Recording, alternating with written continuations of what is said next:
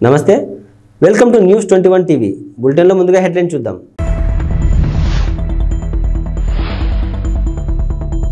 వచ్చేసిన AP inter ఫలితాలు ఈసారి కూడా బాలికల టాప్.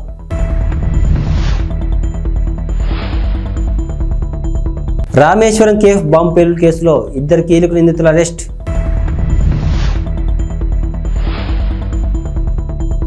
సెంటిమెంట్ కారణంగానే గతంలో కేసీఆర్ గెలిచారు రేవూరి ప్రకాష్ రెడ్డి.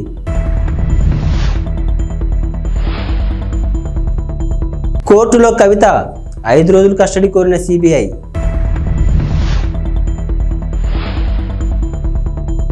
భద్రాద్రిలో 14న శ్రీరామరక్ష స్తోత్రం ఆవిష్కరణ, నవమి నాడు భక్తులకు పంపిణీ. ఆంధ్రప్రదేశ్లో ఇంటర్మీడియట్ ఫలితాలు కాసేపటి క్రితం వెల్లడయ్యాయి. ఉదయం 11 గంటలకు తాడేపల్లిలోని ఇంటర్ బోర్డు కార్యాలయంలో బోర్డు కార్యదర్శి Saurabh Gaur inter first year, second year ఫలితాలను ఒకేసారి విడుదల చేశారు. ఫలితాల్లో ఈసారి కూడా బాలికలదే పైచేయి సాధించారు. ఫస్ట్ ఇయర్ పరీక్షలను 4 లక్షల మంది విద్యార్థులు రాయగా అందులో 67% మంది, సెకండ్ ఇయర్ పరీక్షలను 3 లక్షల మంది హాజరు కాగా 75% మంది ఉత్తీర్ణత సాధించారు. వొకేషనల్ పరీక్ష రాసిన 35,000 మందిలో 71% పాస్ అయ్యారు. బెంగళూరులోని రామేశ్వరం కేఫ్లో మార్చి 1న పేలుడుకు పాల్పడిన కీలక నిందితుడు ముస్తాబీర్ హుస్సేన్ సాజిబ్ను జాతీయ దర్యాప్తు సంస్థ శుక్రవారం అరెస్టు చేసింది. అతనితో పాటు సూత్రధారి అబ్దుల్ మతీన్ తాహాన్ కూడా ఎన్ఐఏ అదుపులోకి తీసుకుంది. కర్ణాటకలో 12, తమిళనాడులో 5, ఉత్తరప్రదేశ్లో ఒక చోట ఇలా 3 రాష్ట్రాల్లోని 18 ప్రాంతాల్లో తనిఖీల అనంతరం నిందితులను అదుపులోకి తీసుకున్నట్లు ఎన్ఐఏ అధికార ప్రతినిధి ఒకరు తెలిపారు. అలాగే పేలుడుకు పాల్పడిన వ్యక్తికి స్థానికంగా సహకరించిన ముజమ్మిల్ షరీఫ్ను కూడా దర్యాప్తు సంస్థ అరెస్టు చేసింది.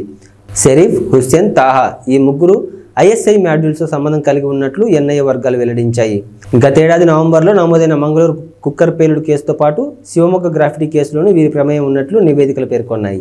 తెలంగాణ ప్రజల సెంటిమెంట్ను ఉపయోగించుకునే బీఆర్ఎస్ అధినేత కేసీఆర్ 2 సార్లు అధికారంలోకి వచ్చారని కాంగ్రెస్ నేత రేవూరి ప్రకాష్ రెడ్డి అన్నారు. బీఆర్ఎస్ ప్రభుత్వ హయాంలో 8,000కు పైగా రైతుల ఆత్మహత్యలు జరిగాయని చెప్పారు. గిట్టుబాటు ధరలు ఇవ్వాలని కోరితే బీడీలు వేసి జైలుకు పంపిన ఘనత బీఆర్ఎస్ ప్రభుత్వానిదని విమర్శించారు. గత సీజన్లో వర్షాలు సరిగా పడకపోవడం వల్లే ఈ ఏడాది ఇబ్బందికర పరిస్థితులు నెలకొన్నాయని చెప్పారు. తెలంగాణను బీఆర్ఎస్ ప్రభుత్వం అప్పుల ఊబిలోకి నెట్టేసిందని, రాష్ట్రాన్ని 7 లక్షల కోట్ల మేర అప్పుల పాలు చేశారని దుయ్యబట్టారు. ఢిల్లీ లిక్కర్ పాలసీ కేసులో నిందితురాలుగా ఉన్న బీఆర్ఎస్ ఎమ్మెల్సీ కవితను రౌస్ అవెన్యూ కోర్టులో సిబిఐ అధికారులు హాజరుపరిచారు. కవితను 5 రోజుల పాటు తమ కస్టడీకి ఇవ్వాలని కోర్టును సిబిఐ అధికారులు కోరారు. ఈ కేసులో కవిత కీలక పాత్రను పోషించారని వారు కోర్టుకు తెలిపారు.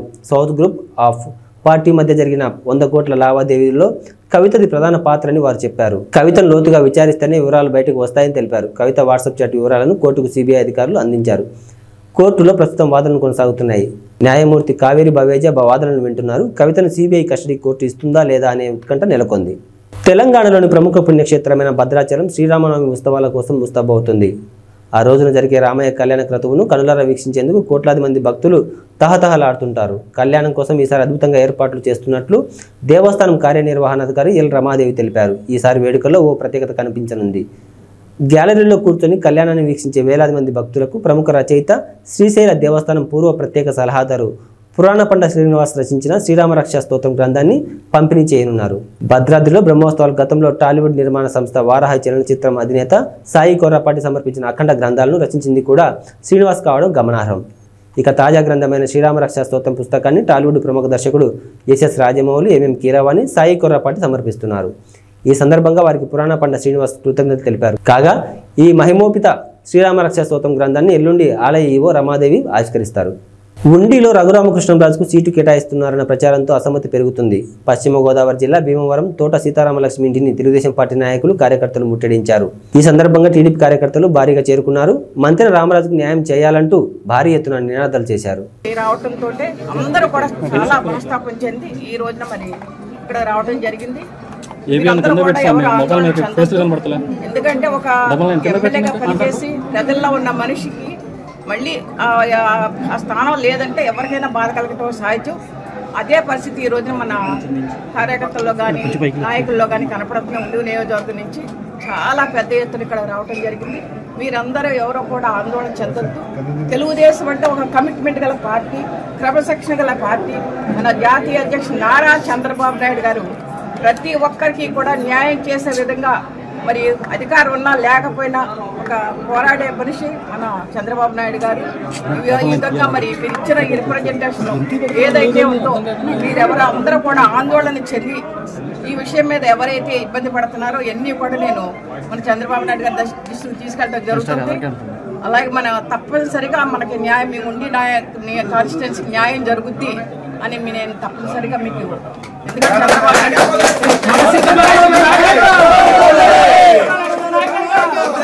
పెరవలి మండలం కానూరు గ్రామంలో గడప గడప కార్యక్రమంలో నిడదవోలు నియోజకవర్గ ఎమ్మెల్యే శ్రీనివాస నాయుడు తనయుడు వరుణ్ సాయి పాల్గొన్నారు. ఈ సందర్భంగా వరుణ్ సాయితో పాటు గ్రామ సర్పంచ్, గ్రామ ఎంపీటీసీ, గ్రామ పార్టీ అధ్యక్షులు, బూత్ కన్వీనర్లు, గృహ సారథులు, వైఎస్ఆర్సీపీ నాయకులు, కార్యకర్తలు పాల్గొన్నారు.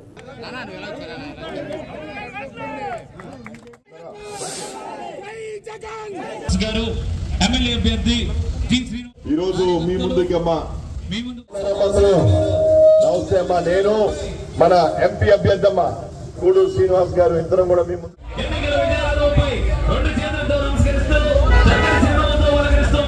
పథకాలు, అదేవిధంగా వాలంటీర్ వ్యవస్థ, సచివాలయ వ్యవస్థ అన్ని కూడా వెరీ గుడ్ థ్యాంక్ యూ అమ్మా. బాగున్నారమ్మా? మీ దీవెనతో మళ్ళీ తప్పకుండా గెలిచి మీ బాగున్నారు.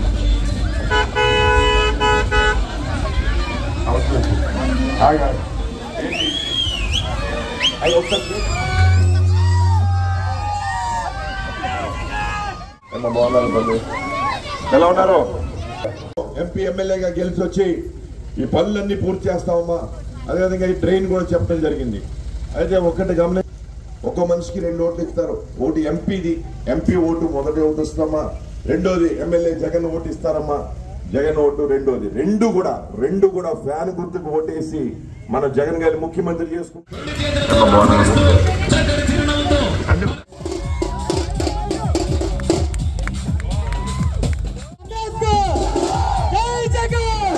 పశ్చిమ గోదావరి జిల్లాలో గతంలో నిర్వహించిన వారాహి యాత్రలో తణుకు టికెట్ విడివాడ రామచంద్రరావుకి పవన్ కళ్యాణ్ ప్రకటించారు. అయితే పొత్తులో భాగంగా తణుకు టికెట్ను టీడీపీ అభ్యర్థికి ప్రకటించిన వైనం అక్కడ చోటు చేసుకుంది. వారాహి యాత్రలో ప్రకటించిన మొదటి టికెట్ తణుకు అభ్యర్థి విడివాడకి ఇవ్వాలంటూ నిరసన తెలిపారు. పవన్ ఇచ్చిన మాటకు విలువ లేదా అంటూ ప్లకార్డులతో నిరసన తెలిపారు. సభాస్థలం వద్ద నిరసన పోలీసుల జోక్యంతో శాంతియుత వాతావరణం నెలకొంది.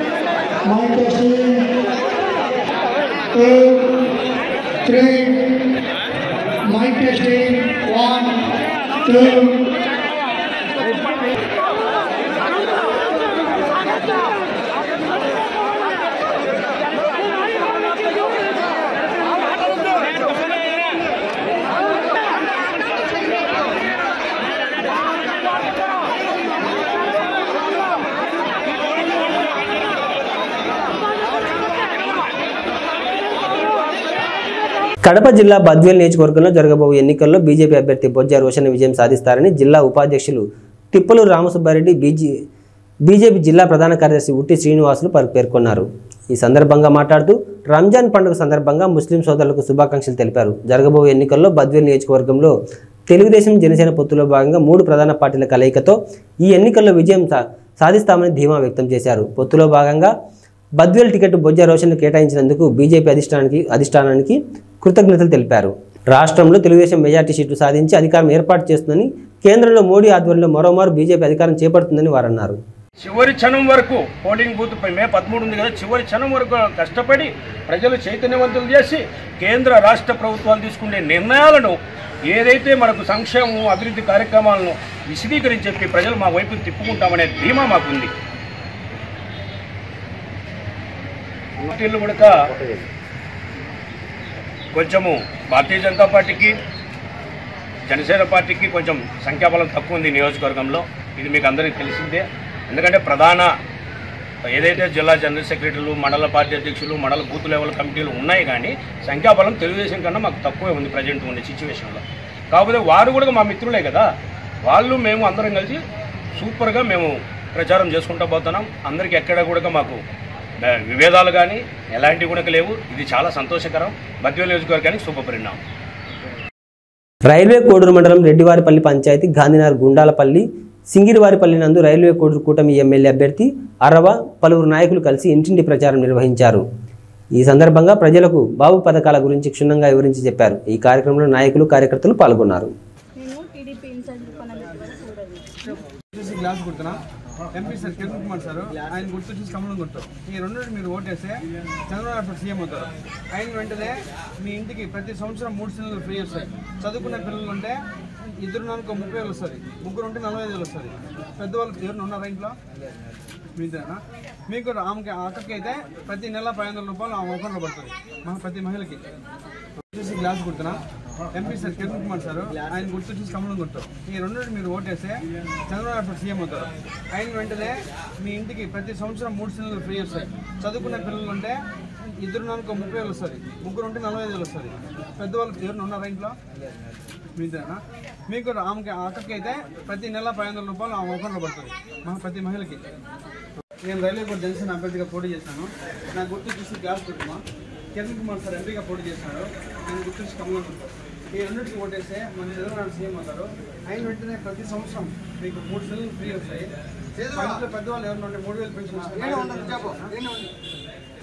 ఎడ్యుకేషన్ చదువుకున్న వాళ్ళ పిల్లలు ఏమన్నా ఉంటే ప్రతి సంవత్సరం 5,000 వస్తాయి కదా.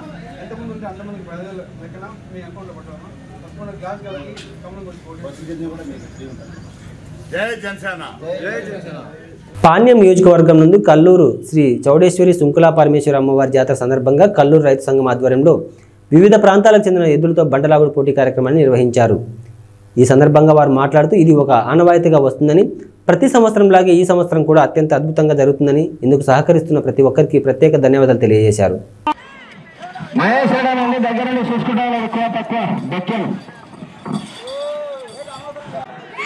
అన్నదాత రామరెడ్డి పాట సంస్థాన్ అందరికీ కూడా ప్రత్యేకంగా ధన్యవాదాలు. 9వ రౌండ్ సించి పాల్గొతున్నాయి పేపర్ లెక్కల.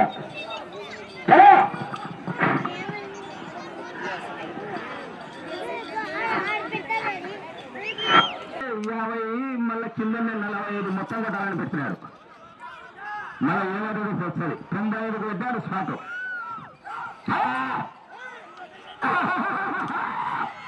అందరికీ నమస్కారం. ఈరోజు కల్లూరు గ్రామంలో ఉగాది పండుగ సందర్భంగా రాత్రి దూర పందెం రైతు సంఘం ఆధ్వర్యంలో నిర్వహించడం జరుగుతుంది. ఇందుకు సహకరిస్తున్న దాతలకు కీర్తిశేషులు ఈశ్వరప్ప గారి కుమారులు బి పవన్ గారికి, సాగర్ గారికి, 2వ బహుమతి బెక్కం మహేశ్వరరెడ్డి రైతు సంఘం అధ్యక్షులకి, మరియు 3వ బహుమతి బిద్రకోట మోనప్ప గారికి, 4వ బహుమతి డోగురు రాముడు గారికి, 5వ బహుమతి మాలిక్ భాష గారికి, 6వ బహుమతి మద్లేడి గారికి మా హృదయపూర్వక ధన్యవాదాలు. అలాగే ఈ రోజు జరిగే కార్యక్రమాన్ని రైతులు మరియు గ్రామ ప్రజలందరూ దిగ్విజయంగా పూర్తి చేయాలని నా మనస్ఫూర్తిగా కోరుతున్నాను. రాబోయే రోజుల్లో మంచి వర్షాలు కురిసి రైతులు పాడి పనులతో సుభిక్షంగా ఉండాలని నా మనస్ఫూర్తిగా కోరుతున్నాను.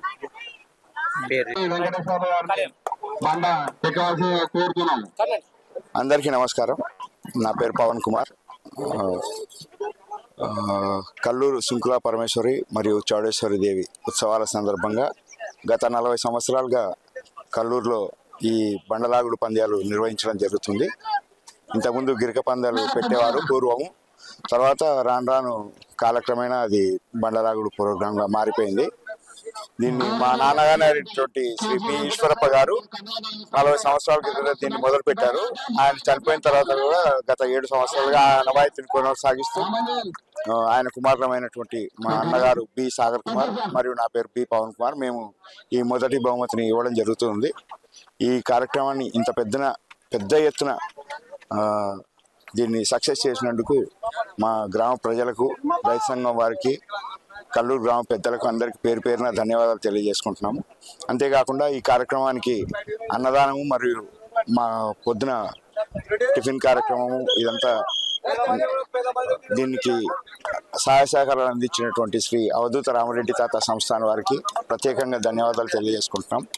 ఈ కార్యక్రమాన్ని ఇంత పెద్ద ఎత్తున ముందుకు తీసుకెళ్ళడానికి సహకరిస్తున్నటువంటి అందరికీ, అలాగే మీడియా వారికి కూడా స్పెషల్గా ధన్యవాదాలు తెలియజేసుకుంటున్నాం. Thank you.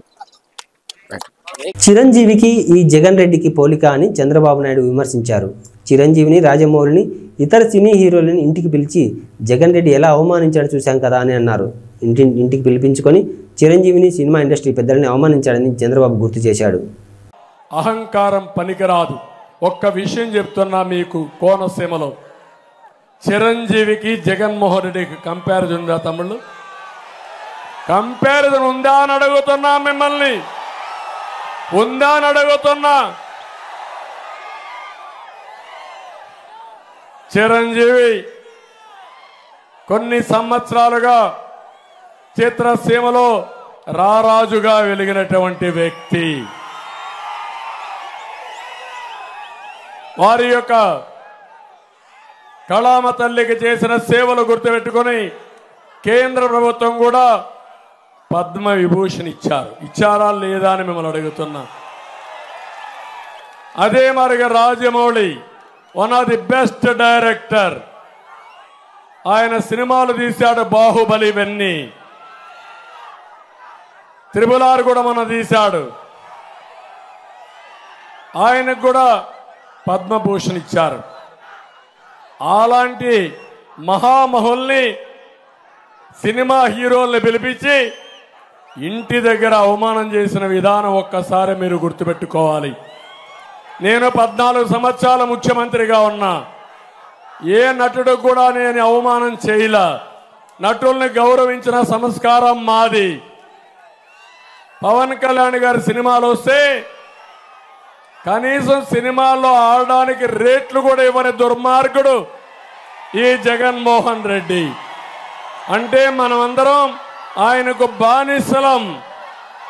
బానిసలు కాబట్టి ఆయనకు ఊడిగం చేస్తే మన సినిమాకు రేట్ ఇస్తాడు. వీళ్ళ అబ్బా సొత్తు, వీళ్ళ నాయన సొత్తు అనుకున్నాడు. అలాంటిది చిరంజీవి గారిని, సినిమా ఇండస్ట్రీ మొత్తాన్ని అవమానం చేసిన వ్యక్తి, అహంకారైనటువంటి వ్యక్తి ఈ దుర్మార్గుడు. కానీ పవన్ కళ్యాణ్ గారిని నేను అభినందిస్తున్నా, బాలకృష్ణని అభినందిస్తున్నా. నీ సినిమాలను ఏమైనా చేసుకో, ఆడగనకపోతే చూసుకుంటాం, నాకు మెరిట్ ఉంటే ఆడతాయని చెప్పిన వ్యక్తులు పవన్ కళ్యాణ్ గారు అని చెప్పి కూడా నేను మీకు తెలియజేస్తున్నా. ఒక సంస్కారం ఉండాలి, కుసంస్కారం మంచిది కాదు. అందుకే మీరు ఆలోచించుకోవాలి. సంస్కారం లేని వాళ్ళు అదే అంటారు పెద్దవాళ్ళు శుభ శతకంలో, సునకాన్ని తీసుకుపోయి సింహాసనం పైన కూర్చొని పెడితే దాని బుద్ధి మారదని. అదే జరిగింది రాష్ట్రంలో. జమ్మికుంట ప్రభుత్వ ఆసుపత్రికి జలుబు చేసిందని, వైద్యులు అందుబాటులో లేరని, నిధులు ఉన్నా నిరుపయోగంగా సౌకర్యాలు ఉన్నాయని, దుర్వినియోగంపై విచారణ జరపాలని డిమాండ్ చేశారు. ఈ సందర్భంగా మాట్లాడుతూ జమ్మికుంట ప్రభుత్వం 30 పడకల సామాజిక ఆరోగ్య కేంద్రాన్ని రోగులకు అదనపు సౌకర్యాల దృష్ట్యా గతంలో ఆధునీకరించడం జరిగిందన్నారు. ఇక్కడకు దూర ప్రాంతాల నుండి ఎక్కువగా వస్తుంటారని, అధికారుల పర్యవేక్షణ లోపం మరియు వైద్యుల నిర్లక్ష్యం కారణంగా ఇక్కడ పూర్తిస్థాయి వైద్య సేవలు, సౌకర్యాలు అందుబాటులో లేక రోగులు మరియు వారి బంధువులు ఇబ్బందులు పడుతున్నారని అన్నారు. ముందుగా నేను షేక్ సాబిర్ అలీ, సామాజిక కార్యకర్తగా ఈరోజు జమ్మికుంట ప్రభుత్వ సామాజిక ఆసుపత్రి విషయం లోపల రోగులకు కలుగుతున్నటువంటి అసౌకర్యాల దృష్ట్యా మరియు ఇక్కడ వారికి లభిస్తున్నటువంటి వైద్య విధానం పట్ల మరియు ఈ సందర్భంగా వైద్యులు అవలంబిస్తున్న నిర్లక్ష్య ధోరణి పట్ల నేను ప్రభుత్వానికి గౌరవప్రదమైన మీడియా ద్వారా, జిల్లా ఉన్నతాధికారులకు గౌరవప్రదమైన మీడియా ద్వారా మేము చేస్తున్నటువంటి డిమాండ్ ఏంటి అని అంటే, జమ్మికుంట ప్రభుత్వ సామాజిక ఆసుపత్రిని ఆధునీకరిస్తూ ఈరోజు అన్ని సౌకర్యాలు కల్పించినము, ఇందుకు సరిపడా నిధులను కేటాయిస్తున్నాము అని చెబుతున్నప్పటికీ కూడా ఇక్కడ ఎలాంటి రోగులకు సౌకర్యాలు అందుబాటులో లేవు. మరీ ప్రధానంగా వైద్యులు అన్ని వేళలా అందుబాటులో ఉండడం కోసము వారికి క్వార్టర్స్ను నిర్మించినా కూడా వైద్యులు అందులో విధుల్లో ఉండి కూడా లేకపోని కారణంగా ఈరోజు అత్యవసర వైద్యం కోసము ఇతర ప్రాంతాలకు వెళ్లాల్సినటువంటి పరిస్థితి ఉంది. అదేవిధంగా ఈ ఆసుపత్రికి నిత్యం వందలాది మంది రోగులు, దీర్ఘకాలిక వ్యాధులు, అత్యవసర చికిత్స, ప్రసూతికి సంబంధించినటువంటి విషయాల లోపల, మరి అదేవిధంగా డయాగ్నోస్టిక్ సంబంధించి సమస్యల గురించి వస్తూ ఉంటుంది. కానీ ఇక్కడ పూర్తి స్థాయి వైద్యం అందుబాటులో లేదు. దీనికి సంబంధించి గతం లోపల ఉన్నతాధికారుల దృష్టికి తీసుకుపోవడం జరిగింది. మరి అదేవిధంగా ఇక్కడ సరైనటువంటి మార్చురీ నిర్వహణ లేదు. పోస్ట్ మార్టం గదిని కనీసము వినియోగించడానికి వీలు లేని రీతిలో ఉపయోగిస్తున్నటువంటి తరుణం లోపల పోస్ట్ మార్టం నిర్వహించడానికి కూడా సరైనటువంటి వైద్యులు అందుబాటులో లేక ఆసుపత్రి బాయ్స్, డ్రెస్సింగ్ బాయ్స్ పైన ఆధారపడాల్సినటువంటి దుస్థితి ఉంది.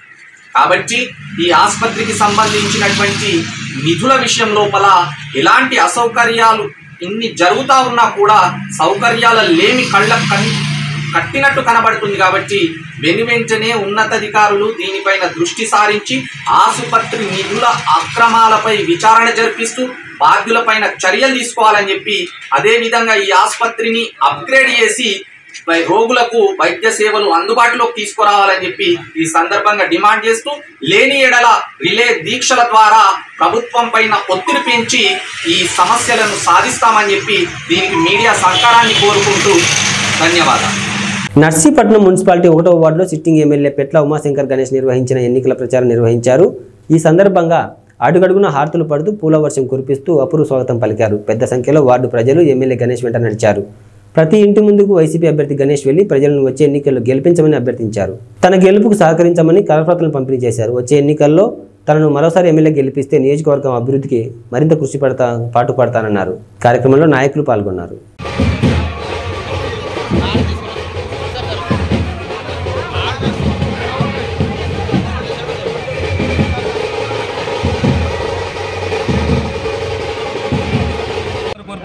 రేపు ఎట్టి బస్సులు కూడా మే 11 జరిగే ఎన్నికల్లో బ్రహ్మాండ మెజార్టీతో ఇక్కడ 30,000 పైగా మెజార్టీతో ఇక్కడ నర్సీపట్నం నియోజక ప్రజలు మరి వైఎస్ఆర్ కాంగ్రెస్ పార్టీ జెండా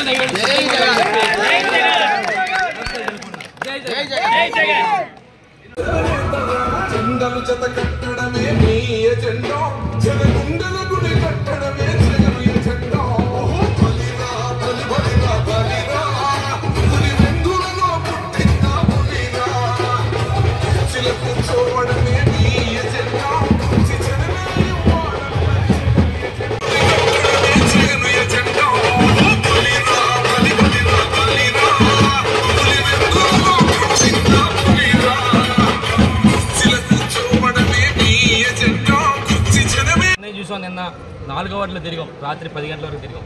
అంటే ఎంత విపరీతం అంటే బ్రహ్మాండంగా జగనన్న ముఖ్యమంత్రి చేసుకోవాలని చెప్పి ప్రతి ఒక్కరు కూడా ప్రతి ఇంటి దగ్గర నుంచి కూడా బయటకు వచ్చి మరి జగనన్న ముఖ్యమంత్రి చేసుకుంటారని చెప్పి పెద్ద ఎత్తున నిరాధనలు పలికారు రాత్రి కూడా. అదేవిధంగా ఇప్పుడు ఉదయం నుంచి కూడా 1వ వార్డులో కూడా మరి బ్రహ్మాండంగా చేస్తాం. ఎందుకంటే ఈ రోజు చూస్తే ఈ వార్డులో మరి గత తెలుగుదేశం ప్రభుత్వంలో చేయలేని రోడ్లన్నీ కూడా ఈరోజు బ్రహ్మాండం రోడ్లు కూడా ఇక్కడ వేసాం. అంటే ఒక 5 సంవత్సరాలు మాకు టైం ఇస్తేనే బ్రహ్మాండం రోడ్లు వేసాం సంగతి మీ ద్వారా తెలియపరుస్తూ ఒకసారి అందరూ తెలియపరచాలి. నిన్న మొన్న మరి అయ్యన్న భద్ర మాట్లాడుతూ ఉంటాడు, చాలా పెద్ద మాట్లాడతాడు, నేను అవినీతి పరుని కాదు, ఒక్క పైసా చేయలేదు అని చెప్పి అంటాడు.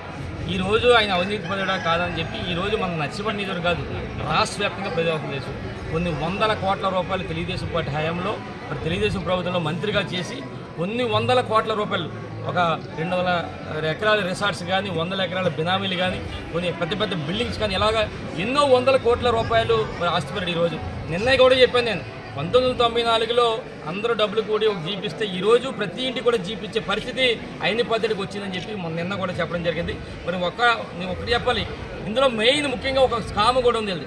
తెలుగుదేశం ప్రభుత్వ హయాంలో 2015లో నారావర లెక్కర్ స్కామ్ అని ఒక లెక్కర్ స్కామ్ ఉంది. ఇదేంటంటే తెలుగుదేశం ప్రభుత్వ హయాంలో అసలు ఎక్సైజ్ పాలసీనే మార్చేసి ఈయనకి ఒక విశాఖ డెస్టిలరీస్ అని చెప్పి ఒక మందు ఫ్యాక్టరీ అంటే అక్కడి నుంచి మందు తయారయ్యి మరి బీర్లు ఫ్యాక్టరీకి వెళ్తుంటుంది అక్కడ పందిరిపాలెంలో.